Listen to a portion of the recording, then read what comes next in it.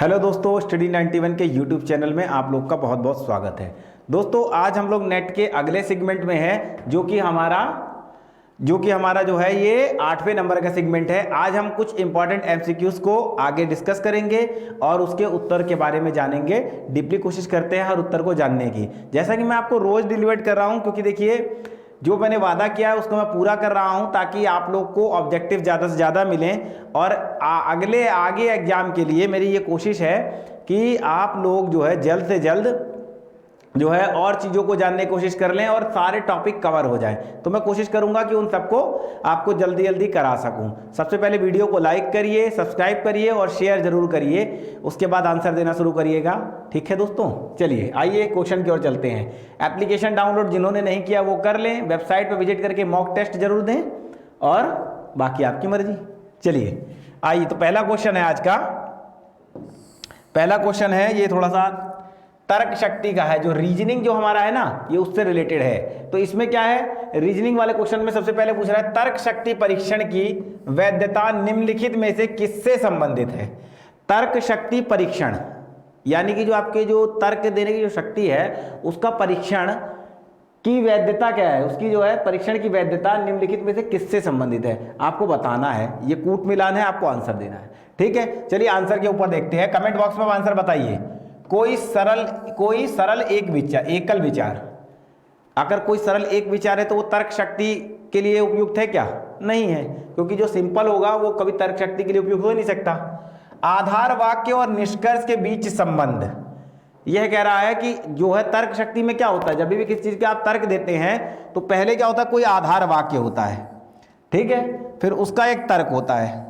Generally आप वो ए और आर वाला देखते होंगे, क्वेश्चन जो आते हैं वो तर्क शक्ति आधारित होते हैं। तो एक कथन होता है ना, एक कथन होता है, फिर नीचे एक विचार होता है या निष्कर्ष होता है कि नहीं। तो इसका आंसर जो है 2 है, यही इसका आंसर होगा। इसका आंसर यहाँ पे सी होगा, केवल 2, यही इसका आंसर है। आजकल नेट में ऐसे कंफ्यूज करने के लिए क्वेश्चन दे देता है, तो आप ध्यान रखिएगा। ठीक है, ये पहला क्वेश्चन का आंसर हो गया। आगे चलते हैं। अगला क्वेश्चन कहता है किसी वैध निगमनात्मक, क्या कह रहा है, किसी वैध निगमनात्मक तर्क में यदि आधार वाक्य सही है तो। अब क्या कह रहा है, आपको पहले आगमन और निगमन की बात मालूम है। आगमन में क्या था, विशेष से सामान्य की ओर, और निगमन में क्या है, सामान्य से विशेष की ओर। क्या कहता है, सामान्य से विशेष की ओर। तो कह रहा है निगमनात्मक तर्क यानी कि विशेष सामान्य से विशेष की ओर। ठीक है, तर्क में यदि आधार वाक्य सही है तो निष्कर्ष क्या आएगा, वह भी सही आएगा। तो क्या होगा, सही आने का मतलब है निष्कर्ष आकर, निष्कर्ष अनिवार्यता क्या होगा, सत्य होगा ना भाई। सामान्य अगर बात लेके चलेंगे आप कोई, और क्या है, निगमनात्मक तर्क का फार्मूला ही है सामान्य से विशेष की ओर, तो क्या होगा, तो अगर आधार वाक्य आपका क्या है, यदि वैध है, वैध निगमनात्मक तर्क है आपका, तो आधार वाक्य क्या होगा, वो सही होगा। ठीक है, वो सही होगा, सत्य होना चाहिए।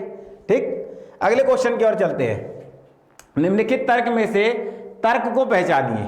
इनमें से जो है क्या कह रहा है, निम्नलिखित तर्क में से तर्क शक्ति को पहचानना है आपको, इसमें से तर्क शक्ति बतानी है। चलिए कमेंट बॉक्स में आंसर दे दीजिए जल्दी से।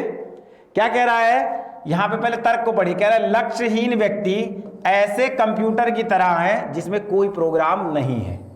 यहां पर कंपैरिजन की बात चल रही है। क्या हो रहा है, लक्ष्यहीन व्यक्ति जो होता है, जिसका कोई एम नहीं होता है, उसकी कंपैरिजन किससे करी है, एक ऐसे कंप्यूटर से की है जिसमें कोई प्रोग्राम नहीं है, इससे की गई है। तो आपको बताना है कि ये कौन से तर्क का उदाहरण है, ये किस तर्क का एक उदाहरण है, ये बताना है आपको।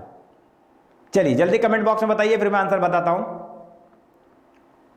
चलिए तो मैं बता देता हूं इसका आंसर। इसका आंसर है सादृश्य परख। सादृश्य का मतलब होता है एक के समानांतर दूसरा। तो यहां पर क्या है, एक लक्ष्यहीन व्यक्ति है जिसकी कंपैरिजन किससे की गई है, कंप्यूटर से की गई है जिसमें कोई प्रोग्राम नहीं है। ठीक है ना, एक के बजाय दूसरा है, कोई तर्क और उसकी बात नहीं आ रही है। तो ये तो हो नहीं सकता, ना ये हो सकता, ना सामान्य से विशेष की ओर जा रहा है, ना विशेष से सामान्य, ये दोनों ही नहीं हो सकता है। परिकल्पनात्मक भी नहीं हो सकता है, क्योंकि कोई इमेजिन की बात नहीं चल रही है, सामने सामने की बात है ना। तो ये जो है एक के समक्ष दूसरा, इसलिए सादृश्य परख इसका आंसर होगा। ठीक है, अगले क्वेश्चन की ओर चलते हैं। विषम को चुनना है, इसमें जो है कौन सी चीज अपोजिट है, इसको चुनना है आपको। बताइए कौन सी चीज अपोजिट है, कौन सी चीज अपोजिट है, इसको चुनना है। बताइए अपोजिट क्या है इसमें, विषम को चुनना है। जल्दी बताइए, कमेंट बॉक्स में आंसर दीजिए, फिर मैं बता देता हूँ। चलिए मैं बता देता हूँ। तो ये क्या कह रहा है, ये कह रहा है प्रत्यक्षीकरण, ठीक है, प्रत्यक्षीकरण। दूसरा कह रहा है श्रवण, तीसरा कह रहा है अनुमान, ठीक है। तो यह जो तीनों चीजें हैं, यह तीनों चीजें शोध में उपयोग में आती है। किस में आती हैं? ये शोध के उपयोग में आती हैं, ठीक है। ये सब शोध के उपयोग की चीजें हैं। लेकिन बोध जो होता है ये अधिगम की एक विशेषता है। क्या है? अधिगम की एक विशेषता है। आपको मैंने पढ़ाया है लर्नर कैरेक्टरिस्टिक के बारे में, लर्नर कैरेक्टरिस्टिक के बारे में, वहां बोध की बात होती है। यह संज्ञानात्मक चीज से जुड़ा हुआ है, इसका आंसर बोध होगा, ध्यान रखिएगा, ठीक है। अगले क्वेश्चन की ओर चलिए। निम्नांकित में से कौन अंडू टाइपिंग का शॉर्टकट की है? ये कंप्यूटर कुछ शॉर्टकट की है, इसके बारे में आप बताइए जरा सा कि इसमें अंडो कौन सा है। अंडो के बारे में पूछ रहा है कि अंडो किसमें है। अंडो के लिए इसमें जल्दी से आप लोगों ने आंसर दे दिया होगा। अंडू जो है वो जो है कंट्रोल जेड है। क्या है? अंडो किससे होता है? कंट्रोल जेड से। अंडो का मतलब होता है कि यदि आपने कोई चीज है यहाँ पर अभी जस्ट टाइप की है और आपको ये पेज उसी हालत में चाहिए, जैसे मान लीजिए कोई पेज है आपका, इस पे आपने कोई मैटर टाइप कर दिया, ऐसा लिख दिया कुछ, ठीक है, और अब आपको इसमें एक लाइन, और पहले से 2 लाइन दिखी थी, एक लाइन आपने इसमें और जोड़ दी, आपको लगा नहीं नहीं इसको नहीं चाहिए था, तो या तो आप इसको डिलीट करेंगे या अंडो कर देंगे, तो वापस क्या होगा? वापस सेम पेज आ जाएगा, ये हिस्सा उससे मिट जाएगा। क्या होगा? ये हिस्सा उससे मिट जाएगा, ऐसा, ठीक है। पेज वैसे का वैसे आ जाएगा, वही 2 लाइनें लिखी हुई आ जाएंगी। ये होता है अंडो, यानी पीछे चले जाना, जस्ट पीछे वाली बात पर वापस जाना, इसको कहते हैं अंडो। और वापस आकर अब जो है आप चाहते हैं कि नहीं नहीं वापस वही वाली चीज चाहिए जो अभी बनाई थी, यानी कि आगे आना। यानी कि एक पेज ये है और एक पेज ये है। पहले वाले पेज पे ये 2 लाइनें लिखी थी, ठीक है, और दूसरे वाले पेज पे ये लिखा था। तो अगर ये चीज है वापस जाना है, माने कोई काम आप करिए उससे आगे आइए, और वापस जाने को कंट्रोल जेड करते हैं, अंडो कहते हैं। और अगर आगे वापस आना है, आगे जाना है, तो कंट्रोल वाई करते हैं। प्रिंट के लिए कंट्रोल पी करते हैं और सेव के लिए कंट्रोल एस करते हैं। ये सारा चीज आपको मालूम है, मैं फालतू मेहनत कर रहा हूं इसके बताने के लिए, ये जनरल चीजें आपको मालूम है, ठीक है ना। प्रिंट के लिए कंट्रोल पी करते हैं, ये ध्यान रखिएगा, और सेव के लिए कंट्रोल एस। चलिए आगे। ताजा पानी की सर्वाधिक मात्रा विद्यमान होती है, कहां पर होती है? जल्दी से कमेंट बॉक्स में बताइए। ताजा पानी की सर्वाधिक मात्रा कहां होती है? तो इसमें वैसे आंसर नहीं है, लेकिन मैं बता दे रहा हूं, आंसर तो इसी में है, लेकिन मैं फिर भी बता दे रहा हूं। तो उसमें किसमें होती है? तो महानद में होती है, ठीक है। जो महानद होती हैं उनमें होती है, या अन्य उसमें होती है। तो इसका जो आंसर होगा वह कहाँ है? महानद में होती हैं। तो इसका आंसर जो होगा वो होगा ध्रुवीय बर्फ में। कहाँ होगा? ध्रुवीय बर्फ, क्योंकि महानद कहाँ मिलते हैं? हिमखंड कहाँ मिलते हैं? वो जो है ध्रुवीय बर्फ में मिलते हैं। तो इसका आंसर होगा, 2 ही ध्रुव हैं हमारे, उन ध्रुवों के बीच में यही दोनों ध्रुव है। जो पृथ्वी जो आपने देखा होगा, इसमें ये हिस्सा और ये हिस्सा, ये उत्तरी ध्रुव और ये दक्षिणी ध्रुव होता है। यहाँ पर जो है मनुष्य नहीं पाए जाते, ये सिर्फ बर्फ है, ठीक है ना। ये क्या है? यहाँ सिर्फ बर्फ होती है, और वो जो बर्फ है वो ताजा पानी की सर्वाधिक मात्रा उसी बर्फ में पाई जाती है, ठीक है। ये ध्यान रखिएगा। कुछ लोग ग्लेशियर भी बोल सकते हैं इसका आंसर, ये ध्यान रखिए, ग्लेशियर नहीं होगा, ठीक है। राष्ट्रीय शिक्षा दिवस जो है, राष्ट्रीय शिक्षा दिवस की बात कर रहा है। राष्ट्रीय शिक्षा दिवस जो है आयोजन किसके जन्मदिन पर किया जाता है, ये पूछ रहा है, ठीक है। किसके जन्मदिन पे किया जाता है? कमेंट बॉक्स में आप इसका एक और बात का आंसर दीजिएगा, किस दिन किया जाता है। देखिए शिक्षक दिवस आपको पता है क्या? शिक्षक दिवस के बारे में आपको पता है ना? शिक्षक दिवस के बारे में आपको पता है, और यहाँ पूछ रहा है शिक्षा दिवस। क्या पूछ रहा है? शिक्षा दिवस पूछ रहा है, तो बताना है। ये तो आप सब लोग जानते हैं कि 5 सितंबर को होता है, ठीक है, और सर्वपल्ली राधाकृष्णन के उसमें होता है, क्या नाम है, जन्मदिन के दिन होता है। शिक्षा दिवस कब होता है? तो शिक्षा दिवस जो है मौलाना अबुल कलाम आजाद देश के पहले शिक्षा मंत्री थे, इन्हीं के जो है नाम पर शिक्षा दिवस मनाया जाता है, और इसको मनाया जाता है 11 नवंबर को, ठीक है। कब मनाया जाता है? 11 नवंबर को मनाया जाता है, ध्यान रखिएगा, ठीक है, 11 नवंबर को। ये क्वेश्चन पूछा जा सकता है इस प्रकार का। अगला क्वेश्चन, शिक्षा का अधिकार RTE, ठीक है, क्या शिक्षा का अधिकार या RTE कहते हैं, ठीक है, RTE, ठीक है, राइट टू एजुकेशन। शिक्षा का अधिकार के बारे में निम्नांकित में से क्या सही है, ये बताना है आपको। तो क्या कह रहा है? पहला कह रहा है 21 वर्ष की आयु तक का उच्चतर शिक्षा को अनिवार्य बनाना, क्या ये है? तो नहीं। 18 वर्ष की आयु तक के विद्यार्थियों को निःशुल्क पोशाक प्रदान करना, यूनिफॉर्म देना, नहीं। आगे कह रहा है 14 वर्ष की आयु तक के विद्यार्थियों की परीक्षा नहीं लेना, कतई नहीं, ये भी गलत है। बचेगा क्या, जो बचा वही आंसर होगा, ये डी आपका आंसर है। 14 वर्ष तक की आयु के प्राथमिक शिक्षा को अनिवार्य बनाना, कैसे कब तक, 6 से 14 वर्ष तक के बच्चों को जो है प्राथमिक शिक्षा अनिवार्य देना, अनुच्छेद आर्टिकल 21A में बताया गया है। ये 86वां संविधान संशोधन द्वारा संविधान में जोड़ा गया था, ठीक है। सब पढ़े सब बढ़े सर्व शिक्षा अभियान, ठीक है, 2002 के आसपास ये आया था, ठीक। तो इसको आप समझ गए, इसका आंसर डी होगा। चलिए आगे चलते हैं। अगला क्वेश्चन है, प्रौढ़ शिक्षा में प्रयुक्त विधियों और सिद्धांतों से संबंधित अध्ययन क्षेत्र क्या कहलाता है, ठीक है। तो प्रौढ़ शिक्षा से संबंधित जो है उसके बारे में पूछ रहा है, तो क्या होता है जरा बता दीजिए, जल्दी कमेंट बॉक्स में आंसर दीजिए कि इसमें से किस नाम को प्रौढ़ शिक्षा के लिए उपयोग में लाया जाता है।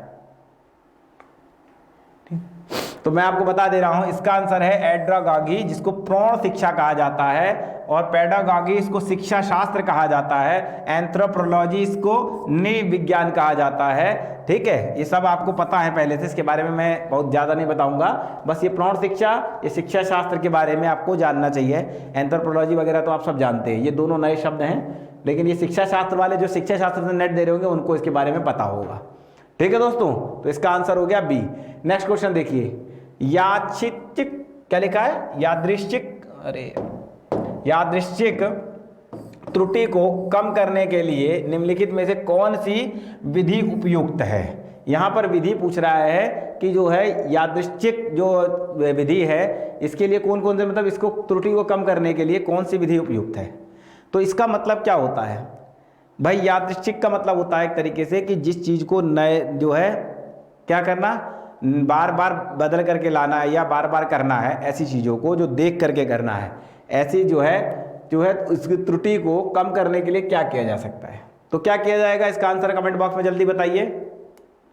तो इसका आंसर है सी, हर बार एक समान रूप से उपचार करना। क्या, हर बार एक समान रूप से उपचार करना, हर बार सेम तरीके से ही कार्य करेंगे तो क्या होगा, इस प्रकार की यादृच्छिक यानी देखने वाली त्रुटि नहीं पैदा होगी, क्योंकि आप लगातार एक ही काम जब करते हैं तो आप त्रुटि रहित कार्य करने लगते हैं, ठीक है, ये ध्यान रखिएगा। इसका आंसर है सी।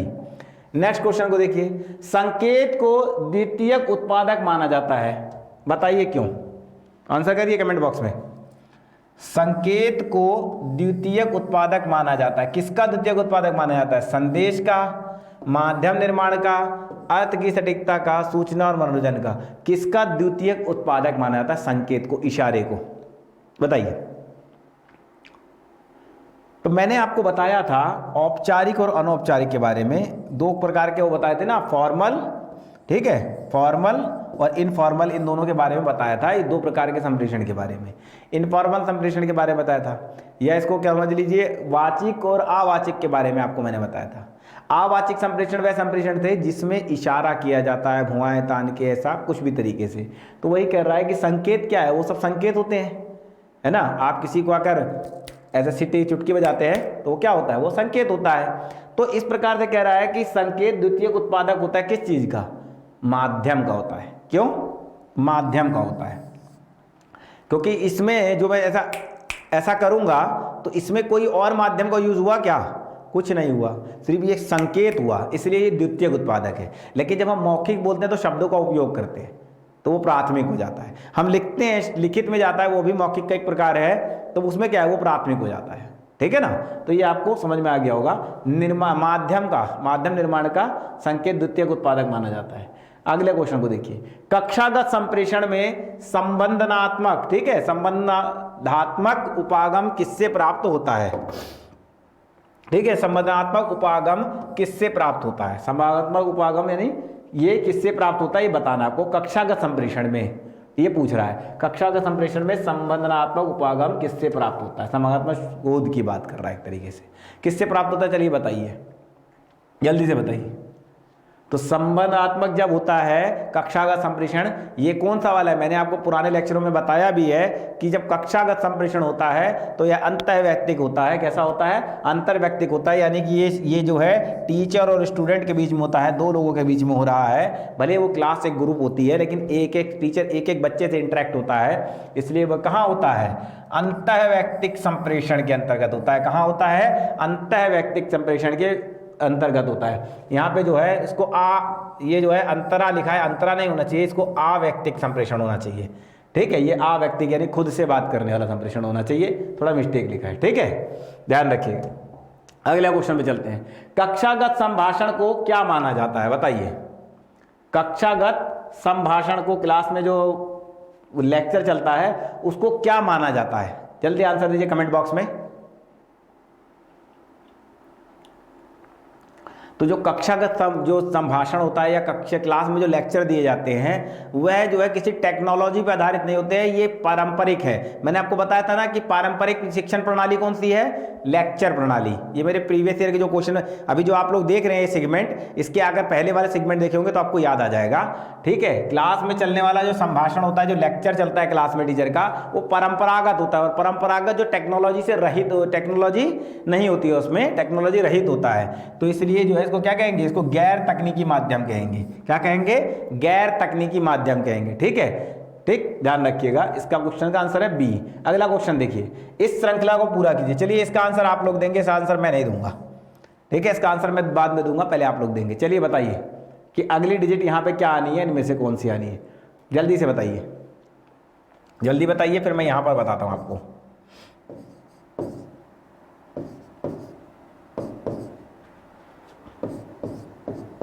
जल्दी बताइए क्या आनी चाहिए। देखिए इन दोनों के बीच का डिस्टेंस क्या है, इन दोनों का क्या है, इन दोनों का क्या है और इन दोनों का क्या है। ठीक है, तो अब यहाँ पर क्या होगा, यहाँ देखना है आपको। तो कम करते चले जाइए, यहाँ पर जो है लेस चल रहा है। क्या है, सबसे पहले इनके बीच का डिफरेंस निकाल लीजिए। 56 और 40 के बीच का डिफरेंस कितना होगा, 16 होगा। तो यहाँ क्या होगा, 16 आएगा। इन दोनों के बीच का डिफरेंस निकालिए, कितना होगा, 13 होगा। ये माइनस हो रहा है यहाँ पर, इन दोनों में से 16 माइनस है, यहाँ 13 माइनस है, यहाँ पर 10 ही माइनस है, क्योंकि 27 में से 17 गया, 10 ही बचेगा, 10 माइनस चल रहा है। यहाँ से यहाँ कितना होगा, ये 10 से 17, यहाँ पर 7 माइनस चल रहा है। ठीक है, अब यहाँ पर 7 माइनस चल रहा है। अब आगे बताइए क्या बचेगा इसका, यहाँ पर क्या है, यहाँ पर इससे 3 कम हो रहा है। यहाँ 16 था, यहाँ 13 था, यहाँ 10 था, यहाँ 7 हो गया, 3 कम हो गया। अब 7 से 3 कम करेंगे तो क्या आएगा, 7 से 3 कम करेंगे तो यहाँ पे क्या आएगा, यहाँ पर 4 आ जाएगा, है ना। यहाँ पर सॉरी, यहाँ पर 7 का अंतर आया। अब यहाँ पर 7 में से 10 में से 3 कम कर दीजिए तो क्या आएगा, यहाँ 7 आ जाएगा। ये 7 ही आपका आंसर होगा। ठीक है, यहाँ पर 7 आपका आंसर हो जाएगा, यही आपका आंसर है। क्रम निकालना होता है, हमेशा ध्यान रखिएगा। संख्या का एक बार में क्रम देखेंगे आंसर आ जाएगा, बहुत सरल होता है। और ये एक क्वेश्चन ऐसा आता ही आता है, ध्यान रखिएगा। चलिए अगले क्वेश्चन को देखिए। ये भी जो है तर्क का एक क्वेश्चन है। निम्नलिखित में से बेमेल शब्द को निकालना है। इसमें से कौन सा शब्द है जो एक जैसा नहीं है, कार्य के आधार पर हो सकता है, दिखने के आधार पर हो सकता है, ये अलग है। तो यहाँ पर जो है ज़्यादातर जब भी हम तर्क देखते हैं तो कार्य को जोड़ते हैं कि कार्य के आधार पर क्या है। तो यहाँ बताइए, देखिए पूछ रहा है कि बेमेल शब्द कौन सा है, आँख, नाक, पैर और हाथ। तो बताइए इसमें क्या होगा। देखिए हाथ जो है, हाथ एज ए सेम ऑफ पैर हो सकता है, दोनों जो है चलने और काम करने का काम आता है ना, सिंपल है। ठीक है, फिर बात आती है नाक की। क्या नाक भी उसी प्रकार का है, क्या आँख ये भी उसी प्रकार का है। तो बताइए, तो इसका जो आंसर होगा वो आप लोग को क्या समझ में आया मालूम नहीं, लेकिन इसका आंसर होगा नाक, बी इसका आंसर होगा। क्यों होगा, क्योंकि जो है रोटेशन के आधार पर आयोग जो सही किया है वो आंसर सही किया है नाक। क्यों, पैर जो है उसको रोटेट कर सकते हैं, वो चलते हैं, आगे पीछे चलते हैं ना, दाएं बाएं चलते हैं सब तरीके से। दाएं बाएं भी कर सकते हो, उसको हिला सकते हो, आगे पीछे भी हिला सकते हो, है ना, ऊपर नीचे भी कर सकते हो। हाथ भी उसी प्रकार का है, हाथ भी ऊपर नीचे दाएं बाएं हिलाए जा सकते हैं। नाक और आँख में से आँख हिलाया जा सकता है लेकिन नाक नहीं हिलाया जा सकता। नाक को हिला सकते हो क्या, कैसे हिलाओगे, नाक दाएं बाएं जाएगी क्या, ऊपर नीचे होगी क्या, नहीं होगी ना। नाक स्थिर है, बाकी सब चलते हैं, इसलिए जो है इसका आंसर नाक होगा। ठीक है, ध्यान रखिएगा, इस प्रकार से सोचिए। अगला क्वेश्चन, निम्नलिखित में से किस तर्क में निष्कर्ष संभाव्य से अधिक नहीं हो सकता? यानी कि जो हम संभावना व्यक्त करते हैं, निष्कर्ष उससे ज्यादा नहीं आ सकता, उससे कम या उतना ही आएगा। बताइए किस तर्क की बात है ये, कि किस में किसके बात है, किस तर्क की बात है, किस प्रकार के तर्क की एक बात कह रहा है? निम्नलिखित में से किस तर्क में निष्कर्ष संभाव्य से अधिक नहीं हो सकता, संभावना से अधिक नहीं हो सकता? तो किस में नहीं हो सकता?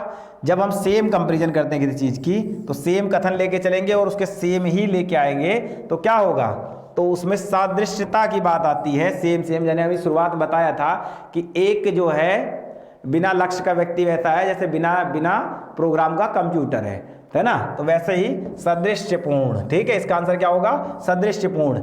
जितना हम संभावना करेंगे उतना ही सदृश्य दिखाई भी देगा, उससे ज्यादा नहीं हो सकता है, ठीक है। अगला क्वेश्चन देखिए, एक नेटवर्क के संप्रेषण में प्रयुक्त नियमों के समुच्चय को क्या कहा जाता है? एक नेटवर्क के, बहुत सरल क्वेश्चन है ये, कंप्यूटर आप लोग सब लोग जानते हैं, पूछ रहा है। एक नेटवर्क के संप्रेषण यानी कम्युनिकेशन में यूज जो नियम होते हैं, यानी नियमों का एक जो ग्रुप होता है, को क्या कहा जाता है? उस ग्रुप के जो नियमों का ग्रुप है उसको क्या कहा जाता है? तो सारे नियमों का जो ग्रुप होता है उसको क्या कहा जाता है? उसको कहा जाता है प्रोटोकॉल। क्या कहा जाता है? प्रोटोकॉल फॉलो करना कहते हैं ना, प्रोटोकॉल कहा जाता है, ठीक है दोस्तों। तो इसका आंसर हो गया बी। अगले क्वेश्चन की ओर चलते हैं।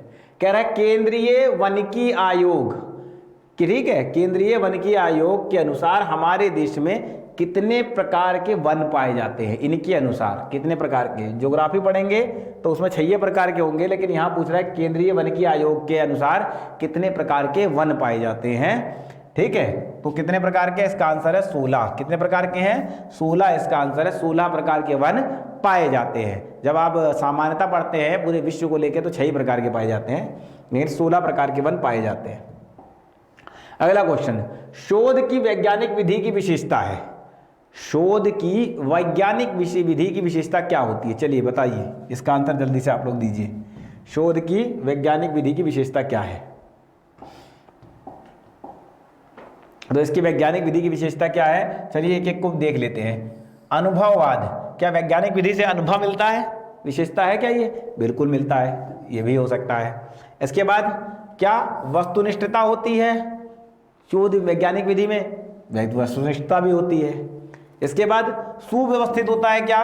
तो भाई क्योंकि वैज्ञानिक शोध है, विज्ञान की परिभाषा है किसी वस्तु के सुव्यवस्थित, सुसंगठित और क्रमबद्ध ज्ञान को विज्ञान कहते हैं। ये विज्ञान की परिभाषा है, तो सुव्यवस्थित वैज्ञानिक शोध होता ही है। तो तीसरी बात भी क्लियर है, ठीक है। गोपनीयता होती है, यह आवश्यक नहीं है, गोपनीयता नहीं होती है वैज्ञानिक शोध में, क्योंकि पुरानी चीजों को लेना पड़ता है। सुरक्षा से संबंधित होता है, यह भी हम नहीं कह सकते हैं, क्योंकि सुरक्षा संबंधित नहीं हो सकता, डाटा तो वैज्ञानिक शोध में फैलता ही है। फिर भविष्य सूचक हो सकता है, तो हो सकता है हम किसी ऐसी चीज को लेकर चले इसके भविष्य के बारे में कर रहे हो, तो वैज्ञानिक शोध हमेशा ही जो क्या है भविष्य सूचक होता है, तो यह बात तो हो सकती है। तो अब आंसर क्या हो गया इसका? इसका आंसर होगा 1, 2, 3 और 6। कहाँ दिया है? 1, 2, 3 और 6 यहाँ दिया है, तो इसका आंसर हो जाएगा डी, ठीक है, इसका आंसर होगा डी। चलिए अगले क्वेश्चन की ओर चलते हैं। जब कोई समीक्षक लेखक का नाम जाने बिना, ठीक है, जाने बगैर एक शीघ्र की समीक्षा करता है, एक शीघ्र की समीक्षा करता है, तो वह क्या कहा जाता है? मैंने जल्दी से अगर किसी चीज की बिना लेखक का नाम जाने आप किसी बुक की समीक्षा करने लगे कि ये बुक किस प्रकार की है, तो इसको क्या कहेंगे? ठीक है, तो ये क्या कहलाता है? चलिए जल्दी से बताइए। गुमनाम समीक्षा कहलाता है, पार्श्व समीक्षा कहलाता है, अप्रकट समीक्षा कहलाता है, या आश्रेणी की समीक्षा कहलाता है? जल्दी से आंसर कमेंट बॉक्स में दीजिए, ये आपके लिए इंपॉर्टेंट क्वेश्चन है, प्रीवियस ईयर में भी आ चुका है कई बार। चलिए मैं बता देता हूं। अब इसको कहते हैं अप्रकट समीक्षा। क्या कहते हैं इसको? अप्रकट समीक्षा कहते हैं, क्योंकि यहाँ लेखक का नाम ही प्रकट नहीं किया जा रहा है, फलाना व्यक्ति ने, बस आप उसके कृति के बारे में तो कुछ कह सकते हैं, लेकिन लेखक के बारे में कोई बात नहीं आ रही, इसको अप्रकट समीक्षा कहा जाता है। ठीक है दोस्तों, अगली बात पे चलते हैं। मौखिक संप्रेषण में शब्द निम्नांकित में से किसका कार्य करते हैं? शब्द किसका कार्य करते हैं ये बताना है। अभी मैंने बताया, अभी सूचक आया था, इशारा है ना, संकेत आया था अभी, अब आ रहा है शब्द का। तब तक अभी तक संकेत का आया था, अब शब्द की बात आ गई। तो मौखिक संप्रेषण में शब्द इनमें से किसका कार्य करते हैं, आपको बताना है कि किसका कार्य करते हैं, है ना, बताइए। आज मेरी तबीयत कुछ ठीक नहीं है मुझे लग रहा है। चलिए तो बताइए, तो क्या है, तो संकेतक की बात करता है, किसका कहता है, संकेतक की बात करता है। क्या कहता है, संकेतक की बात करता है। मौखिक शब्द में शब्द क्या है, जो मौखिक संप्रेषण होता है उसमें शब्द भी संकेत के ही माध्यम है, संकेत ही तो कर रहे हैं वो, भले वो चिन्हों के आधार पर कर रहे हैं। क्योंकि आप जो शब्द लिखते हैं, मान लीजिए हमने ABCD लिखा, ये हमारे लिए क्या है, ये तो हमारे लिए जो है मौखिक हो सकते हैं, लेकिन यह एक क्या है, ये भी संकेत ही हैं। अगर कोई ऐसा आदमी जो नहीं जानता भाषा, उसके लिए वो क्या होंगे, वो शब्द हो सकते हैं, वह उसके लिए चिन्ह हो सकते हैं या संकेत हो सकते हैं। ठीक है, तो इसका आंसर होगा सी। अगले क्वेश्चन की ओर चलिए। आधुनिक शैक्षिक संप्रेषण को किस रूप में वर्णित किया जाता है? चलिए आंसर दीजिए। आधुनिक शैक्षिक संप्रेषण को किस रूप में वर्णित किया जाता है, आपको बताना है, जल्दी आंसर करिए। शैक्षिक संप्रेषण को किस रूप में वर्णित किया जाता है, आंसर दीजिए। दुरात्मकता क्या है, दूरदर्शनात्मकता, अप्रमेय, गैर वितरणात्मक या प्रयोजन मूलक, क्या कहा जाता है? तो इसका आंसर कमेंट बॉक्स में जल्दी से बता दीजिए एक बार।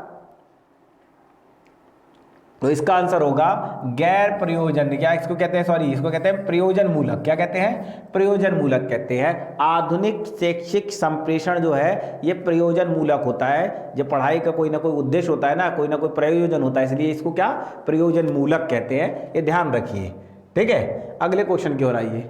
यदि फेस को एच, इसका आंसर आप देंगे, ये कूट मिलान वाला है, ये इसको कोडिंग डिकोडिंग कहते हैं। ये क्वेश्चन भी एक आध आ ही जाता है, अभी पिछली बार भी आया, सब लोग बता रहे हैं। तो इसका आंसर बताना है आपको, जल्दी से आंसर करिए। मैं इसका आंसर अभी आपको बता दे रहा हूं, क्या लिखा है जल्दी से। अगर इसको ये कहते हैं तो दूसरा क्या लिखा है, हाई। ठीक है, हाई को क्या कहेंगे, इसका आंसर निकालना है। चलिए जल्दी से कमेंट बॉक्स में आंसर दीजिए। इसके लिए मैं आपको समय देता हूं जरा 30 सेकंड का, जल्दी से शुरू करिए, जल्दी कमेंट बॉक्स में बताइए। चलिए अब मैं बताना शुरू करता हूं। तो इसका आंसर देखिए एफ है, एफ को यहां आइए, एच कितना हुआ, +2 हो गया कि नहीं हो गया। अब आगे आइए, ए है, ए को यहां ले जाइए, कितना हो गया, +2 हो जाएगा, है कि नहीं। इसी तरीके से सी है, सी में आगे जाइए, ये ई है। ठीक है, ये एफ है। ठीक है, हाँ, तो यहां पर क्या होगा इसके बारे में, सी, और इसके बाद ये बचता है, ये +2 हो जाएगा। क्या देखिए क्या है, एफ है तो जी और एच, यहाँ एच है। अगला क्या है, ए है, तो ए के बाद क्या आता है, बी और सी, 2+ हो गया। फिर यहाँ सी है, यहाँ सी है और यहाँ पर एफ है, तो क्या होगा, डी, ई और एफ। ठीक है, तो ये जो है +2 भी जाएगा, ये भी आगे तक। इसके बाद क्या कह रहा है, ई कह रहा है, इसको +3 भी मान सकते हो, +2 भी मान सकते हो। लोग 3 मान लेते हैं, कई बार कुछ लोग 2 मान लेते हैं। ठीक है, दोनों तरीके से माना जा सकता है। देखिए क्योंकि एफ है, एफ को अगर आप 1 गिनेंगे तो एफ के बाद क्या आएगा, एफ के बाद आएगा जी और फिर आएगा एच, ये दूसरे नंबर पे, यानी कि इसके स्थान पे चलेंगे तो 1 और 2 ये दूसरे नंबर पे है। जबकि यहाँ सी है, सी, डी, ई और एफ। अब ये देखेंगे तो ये क्या होगा, ये तीसरे स्थान पे जा रहा है। अगर इसको ना गिने तो पहला, दूसरा और ये तीसरे स्थान पे जा रहा है, तो ये +3 होना चाहिए। ठीक है, यहाँ +2 और +3। अब आगे क्या कह रहा है, ई, तो ई के बाद कहता है ई, एफ, जी, तो क्या होगा, तो यहाँ ई, एफ, जी। अब ये क्या है, भी 2 मान रहे हैं इसको। ठीक है, इसको क्या मानेंगे आप, इसको 2 मानेंगे, तो इसका क्या हो जाएगा। अब लेकिन देखिए एक बात मैं आपको बता दूं, ये थोड़ा सा हो सकता है मिस्टेक हो, यहाँ पर एफ, ई होना चाहिए, मिस्टेकिंग हो गया है किसी का, मुझे लगता है, इसलिए। तो +2, ये भी +2 हो गया और ये भी +2 हो गया। क्या हो गया, इसको फिर से एक बार मिटा देता हूँ ताकि सही से बता सकूँ आपको क्या हो गया। अब यहाँ पर देखिए फेस, ठीक है, फेस का क्या है, HCEG कहा है, ये होना चाहिए था। ठीक है, इसके हिसाब से क्या होगा, ये +2 हो जाएगा, ये भी +2 हो जाएगा, ये इसका +2 हो जाएगा, ये इसका +2 हो जाएगा। ठीक है, क्या हो जाएगा, ये सब +2 चल रहे हैं। ठीक उसी प्रकार से जो आपका ये दिया है क्वेश्चन हाई, अब हाई का निकालना होगा तो क्या होगा, इसको भी देखना पड़ेगा। अब तो इसको देख लीजिए, तो जे एच है, एच के 2 प्लस करेंगे तो क्या होगा, एच के बाद आई और जे आएगा। ठीक है, दूसरा क्या है यहाँ पर, अब देखिए जे आ गया तो ऐसे दिख रहा है कि जे यही आंसर होगा, इसमें ज़्यादा मेहनत करने की जरूरत नहीं है, लेकिन फिर भी आप देख सकते हैं। फिर आई क्या हो गया, यहाँ आई आ गया तो आई के बाद जे के, तो यहाँ के हो गया। ठीक है ना। तो ये बात क्लियर हो गई कि क्या होगा, 2 2 का ये समुच्चय आगे बढ़ेगा, लेकिन कहाँ से, कुछ लोग यहाँ जोड़ रहे होंगे, ऐसे जोड़ते हैं, कुछ लोग ऐसे भी जोड़ते हैं पीछे की तरफ, ये नहीं जोड़ना है, आगे से जोड़ना है। ये वाला डिजिट यहाँ, फिर ये वाला यहाँ, फिर ये वाला यहाँ और फिर ये वाला यहाँ। कोडिंग डिकोडिंग की एक बात मैं आपको विशेषता बता दूं, कोडिंग डिकोडिंग जो है बहुत सारे प्रकारों से आता है। इसके लिए जो है आपको अभ्यास जरूरी है और कुछ नहीं। अगर ABCD याद है और अभ्यास जरूरी है तो आपका हो जाएगा। इसका आंसर जो है, इसका आंसर जो है डी है। ठीक, चलिए आप लोग कहेंगे सर आपने बहुत देर लगा दिया, तो मैं आपको समझाने के लिए देर लगा दिया, कोई बात नहीं। चलिए आगे चलते हैं। अब आगे बचता है ये वाला क्वेश्चन। अब इसको बताइए, श्रृंखला का अगला पद क्या है। ठीक है, ये आपके लिए आवश्यक है, आपको बताना है। एक सेकंड रुकिएगा जरा, कंफ्यूजन मुझे हो जाएगा नहीं तो। चलिए 23 ये 24 है। चलिए अब बताना यहाँ पे क्या होगा। श्रृंखला का अगला पद यहाँ पे लिखा है 12, फिर लिखा है 15, फिर लिखा है 21, फिर लिखा है 33, फिर लिखा है 57। तो अगला पद क्या होना चाहिए ये बताना है आपको। चलिए 57 है और यहाँ डॉट वाले पद में क्या लिखना है। तो यहाँ पर देखिए इन दोनों के बीच में कितना अंतर आ रहा है, इनके अंतर देखते जाइए, आपका आंसर आ जाएगा। बताइए 15 में कितना, 12 में कितना जोड़ेंगे 15 होगा, तो 3 जोड़ दीजिए 15 हो जाएगा। ठीक है, अब 15 और इसमें कितना जोड़ेंगे, तो 15 6 21 होता है, यानी कि दुगना चल रहा है। ठीक है, अब इन दोनों के बीच में कितना होगा बताइए। तो 21 और 33 की 21 यानी 33 है, तो कितना हो जाएगा, आप एक बार घटा के देख लीजिए, आपको अंतर आ जाएगा। कितना हो जाएगा, 2 और 1 12 हो गया। अब यहाँ पे 12 हो जाएगा, यानी कि ये स्क्वायर चल रहा है। क्या चल रहा है, स्क्वायर चल रहा है। यहाँ 3 हो गया, 6 हो गया, यहाँ 12 हो गया, तो यहाँ पे 24 होगा। तो इन दोनों के बीच में कितना होगा, 48 होगा। तो यहाँ पर आप देखेंगे 57 यहाँ लास्ट डिजिट थी और 48 और जोड़ना है, तो क्या होगा, 8 7 15, 5 1 ये 4 5 9 और 1 10, 105 आपका आंसर होना चाहिए। 105 ये रहा। ठीक है, ये आपका आंसर हो गया। क्लियर। ठीक है, तो इस प्रकार से इसको भी आप देख लीजिएगा क्वेश्चन को। अगले क्वेश्चन को देखिए, दिए गए शब्दों में विषम शब्द है। दिए गए शब्दों में से पूछ रहा है कौन सा विषम है। जैसे वहां पर जो है मेल नहीं खा रहा था ना आंख नाक पैर वाले में, यहां विषम शब्द पूछ रहा है। चलिए कमेंट बॉक्स में बताइए आंसर जल्दी। तो इसका क्या आंसर होगा मैं बता दे रहा हूं यहां पर। इसका आंसर होगा नुकीला। क्यों होगा नुकीला, इसका आंसर इसलिए नुकीला होगा, देखिए लंबा कोई व्यक्ति हो सकता है, कोई इंसान हो सकता है, कोई जानवर हो सकता है, ऐसा। ठीक है, लंबा आदमी हो सकता है, विशाल भी आदमी हो सकता है। विशाल कहते हैं बहुत विशाल का शरीर है, कह सकते हैं, ये भी हो सकता है। पतला भी हो सकता है कि बहुत पतला आदमी है। ठीक है, तो ये तो हो सकता है, लेकिन नुकीला जो है ये आदमी के बारे में तो नहीं कह सकते। आपने सुना ये आदमी बड़ा नुकीला है, ऐसा हो सकता है क्या, नहीं हो सकता है। तो इसका आंसर क्या होगा, डी होगा। ठीक है, ये तो सरल था, आपको समझने में आसानी थी। चलिए, विश्व के संबंध में तथ्यों का नया ज्ञान प्राप्त करने में निम्नलिखित में से कौन सा तर्क सहायक होगा। विश्व के संबंध में बोल रहा है, किसके संबंध में, विश्व के संबंध में तथ्यों का नया ज्ञान प्राप्त करने के लिए में निम्नलिखित में से कौन सा तर्क जो है सहायक हो सकता है, जल्दी बताइए। ये तो आपको मैंने पढ़ाया है, इसके बारे में बताया है, जल्दी से बता दीजिए। तो इसका आंसर क्या होगा, इसका आंसर होगा आगमनात्मक तर्क। ठीक है, आगमनात्मक क्या था, विशेष से सामान्य की ओर। जब भी कोई चीज नई मिलती है तो वो विशेष होगा, हमारे लिए सूत्र होगा, तो फिर उसका हम क्या करेंगे, उसका सरलीकरण करेंगे। तो ये जो है आगमनात्मक तर्क में आपको मिल जाता है ना। तो विश्व के संबंध में जब कोई भी जो है नई चीज होगी तो विश्व के संबंध में तथ्यों का नया ज्ञान कैसे होगा, जब कोई कॉन्सेप्ट मिलेगा तो फिर तथ्य का ज्ञान मिलेगा। भाई न्यूटन ने जो है क्या देखा था, वो फल गिरते हुए देखा, तो क्या है वो विश्व के संदर्भ में काम आने लगा बाद में, है कि नहीं। फल गिरते देखा, हर चीज को फेंको तो नीचे ही आती है। अगर ये चीज हर चीज को नीचे आती है तो ये न्यूटन ने क्यों देखा और किसी ने क्यों नहीं देखा है, वो एक सूत्र है। अब वो सूत्र का सरलीकरण करिए, कोई भी चीज ऊपर फेंको नीचे आती है, ये सूत्र हो गया है। अब इसका सरलीकरण कैसे होगा, है कि नहीं। तो ये आगमनात्मक तर्क का एक प्रकार हो जाएगा, एक सहायक हो जाएगा आगमनात्मक तर्क। अगला कहता है पीडीएफ का पूर्ण रूप क्या है। तो पीडीएफ का पूर्ण रूप का कमेंट बॉक्स में आंसर दे दीजिए। इसका आंसर वैसे है पोर्टेबल डॉक्यूमेंट फॉर्मेट। क्या है, पोर्टेबल डॉक्यूमेंट फॉर्मेट है। ठीक है, ये आसान क्वेश्चन है, सबको पता है। नेक्स्ट क्वेश्चन पे आइए। ये क्वेश्चन थोड़ा सा टेक्निकल है, आपके परीक्षाओं में पूछा जा सकता है। कहता है भूकंप को बड़ा होने की संज्ञा दी जाती है यदि रिएक्टर पैमाने पर इसका प्रभाव निम्न होता है, प्रभाव लिखा या प्रभाव होना था, प्रभाव निम्न क्षेत्र में होता है। इसका मतलब क्या है, देखिए भूकंप को अगर कोई पूछे कि भूकंप की तीव्रता कैसे नापी जाती है, तो आप बोल दीजिएगा रिएक्टर स्केल से। किससे? रिएक्टर स्केल से नापी जाती है। किससे नापी जाती है? रिएक्टर स्केल से नापी जाती है भूकंप की तीव्रता को, कितना तेज था। लेकिन यहां पूछ रहा है कि कितने फ्रीक्वेंसी से कितने फ्रीक्वेंसी के रिएक्टर स्केल का आकर भूकंप आता है, तो उसको कहा जाएगा बड़ा। बड़ा शब्द किसके लिए है? तो बड़ा भूकंप उसको कहते हैं जब भूकंप 7.0 से 7.9 तक होगा तो इसको बड़ा कहेंगे, और 8.0 से 8.9 आकर आएगा तो इसको वृहद कहते हैं। क्या कहते हैं? वृहद कहते हैं, इसको वृहद कहते हैं, बड़े से भी बड़ा, ठीक है, वृहद कहा जाता है। फिर ये सामान्य अलग अलग प्रकार है, छोटा है, सामान्य है, ये जनरली ऐसे भूकंप आते रहते हैं, ठीक है ना। ये जो है भुज वाला भूकंप आया था जो भुज गुजरात में, वो ऐसा ही था।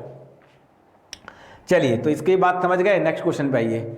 ये जो है थोड़ा सा टेक्निकल टाइप का है, इसको भी आप बता ही देंगे। चलिए बताइए, किसी जंगली पशु की गति मद्दी करने या धीमी करने के लिए आप उसके अंग को तोड़ते हैं। क्या करते हैं? उसके अंग को तोड़ते हैं। कोई जानवर है, उसकी गति धीमे करनी है तो उसके अंग को तोड़ा जाता है इस तरीके से, ठीक है, या उसको ऐसी चोट पहुंचा देते हैं कि वो ज़्यादा ना चल सके उस प्रकार। ऐसे कह रहा है कि किसी राष्ट्र की प्रगति रोकने के लिए आप वहाँ के लोगों में दरार उत्पन्न करते हैं। जानवर की गति रोकने के लिए उसकी हड्डी तोड़ दी जाती है, और किसी देश की गति रोकने के लिए वहाँ के लोगों में दरार डाल दीजिए, चाहे वह जातिगत हो, चाहे वह धर्मगत हो, या अन्य किसी आधार पर हो। क्या कर दी जाती है? दरार डाल दी जाती है। उपयुक्त में से सन्निहित तर्क पहचानिए। ये दोनों बातों में जो तर्क है उस तर्क को निकालना है। क्या है? जैसे ये वाला जानवर की बात को देकर के राष्ट्र की बात की गई है, ये कौन सा तर्क का एक उदाहरण हो सकता है, बताना है। अभी मैं बताया हूं, शुरुआत में भी बताया, लगातार बताया हूं, यहां भी वही आंसर है। क्या आंसर होगा? सेम है, यहां पे बात सेम है ना, इसमें कोई परिवर्तन नहीं है। बस ये राष्ट्र के लिए, ये एक जानवर के लिए है, सेम वैसा ही जैसा वहां क्या था, कंप्यूटर वाली बात, आदमी बिना लक्ष्य का और बिना प्रोग्राम का कंप्यूटर, वैसी बात है यहाँ से। तो यहाँ क्या होगा? सादृश्यात्मक। क्या होगा? सादृश्यात्मक इसका जो है उत्तर होगा, क्योंकि निगमन, आगमन और प्रदर्शनात्मक नहीं हो सकता है। तो आप समझते हैं तीनों के बारे में, आगमन निगमन आपसे अच्छा तो कोई जन्मे नहीं कर रहा होगा अब तक, ठीक है। तो इसका आंसर हो गया सी। अगला क्वेश्चन देखिए, आगमनात्मक तर्क की ओर उन्मुख होता है। आगमनात्मक तर्क की ओर उन्मुख होता है। अब बताइए, इसका आंसर मैं ही दूंगा, ये तो आप दे ही सकते हो, इतना सरल है। चलिए जल्दी से कमेंट में बताइए, फिर मैं आगे बताऊं कुछ। तो क्या होता है आगमनात्मक तर्क? विशेष से व्यापक की ओर जाता है। क्या जाता है? विशेष से व्यापक की ओर जाता है, यह आगमनात्मक तर्क है। और विशेष से व्यापक कह लीजिए, सामान्य कह लीजिए, विशेष से सामान्य, विशेष से व्यापक की ओर जाता है, और सामान्य से विशेष की ओर जाएगा तो क्या हो जाएगा? इसका उल्टा हो जाएगा, ठीक है ना।